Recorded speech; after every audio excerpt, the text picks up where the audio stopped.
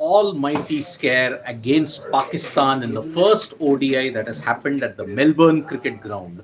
Pakistan were on the cusp of ensuring that they could defend a rather tricky total on what was a pacey, you may say slightly sluggish, you may say MCG wicket that was there in the first ODI. Now, 203. We felt that that was a very under par total when you look at the Australia Pakistan first ODI. The likes of, you look at it, Adam Zampa, Mitchell Stark, Pat Cummins, everybody succeeded in ensuring that yes, Pakistan would be restricted. And looking at the scorecard, Mitchell Stark 3 for 33, Cummins 2 for 39, Adam Zampa 2 for 64, Sean Abbott also chipped in with 1 for 34. But it proved to be a very tricky chase from the outset because Australia lost two quick wickets.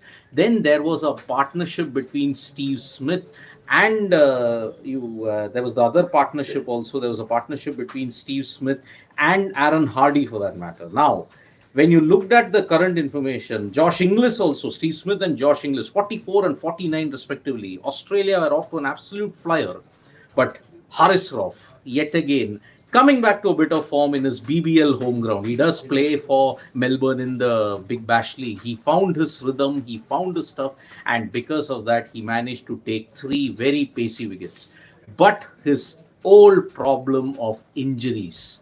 Haris and Naseem, both of them were once again plagued by injuries. Haris Rauf in particular had to stop midway through an over. He was getting attention to his knee. Naseem Shah also suffered that injury, and because of that, Pakistan seemed to be losing momentum, although they had backups in the form of Shaheen Afridi and Mohammad Hasnain. Hasnain coming back after a period of a couple of years after remodeling his action, now also chipped in.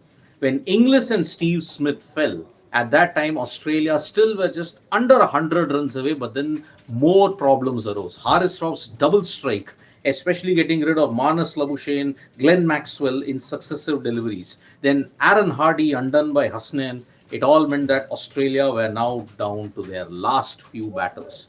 The depth in this Australian batting is staggering because you have batting until Pat Cummins, until Mitchell Stark, the only guy who's kind of a rabbit, but also who chipped in vitally in the 2023 ODI World Cup is also Adam Zampa. So, when Cummins joined Sean Abbott, at that time the situation was in favor of Pakistan.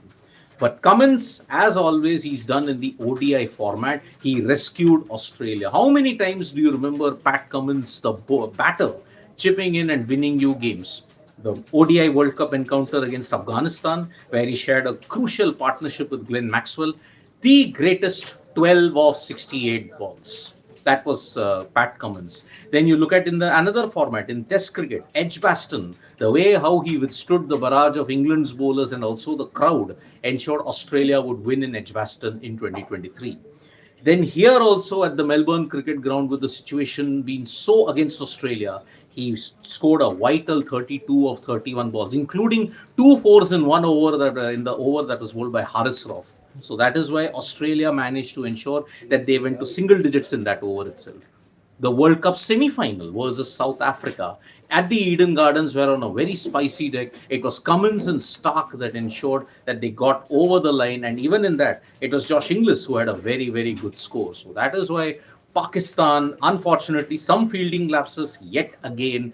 1-6 was signaled because the fielder had stepped over the rope, and because of that, unfortunately, Pakistan will have to look back at those rude chances that were there. So Australia have surged to a 1-0 lead in this 3-match ODI series. Remember, it's a short white ball leg that Pakistan are going into, 3 ODIs and 3 T20Is before Australia begins their ultimate Border Gavaskar Trophy preparation. Now, this pitch at the Melbourne cricket ground will be quite different as to how the test match wicket will be. Yes, test match wickets have also been very, very different in Melbourne in the past couple of days. And if you look at it, Australia have to be incredibly lucky because of their batting depth that they have got. Until number 10. Otherwise, Pakistan were bossing this game when Haris Rauf got that double strike. So that is why it is a lucky win for Australia. Had Pat Cummins not chipped in, Pakistan would have had a rare series win in Australia at this stage. So you have to understand that the last time Pakistan won an ODI series in Australia was way back in 2002. Now they're aiming to ensure that they win the series and get some momentum heading into the Champions Trophy. That's it. So, congratulations to Australia on a nervy win. You may say a very lucky win thanks to Pat Cummins' knock.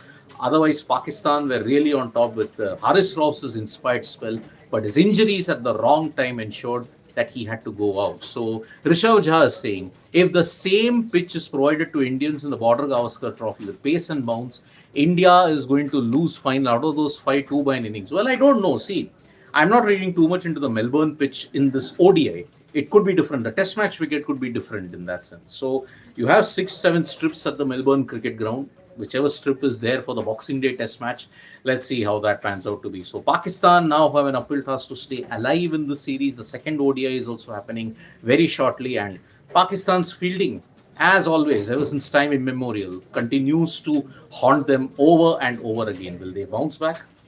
They won a series against England. Don't roll them anymore.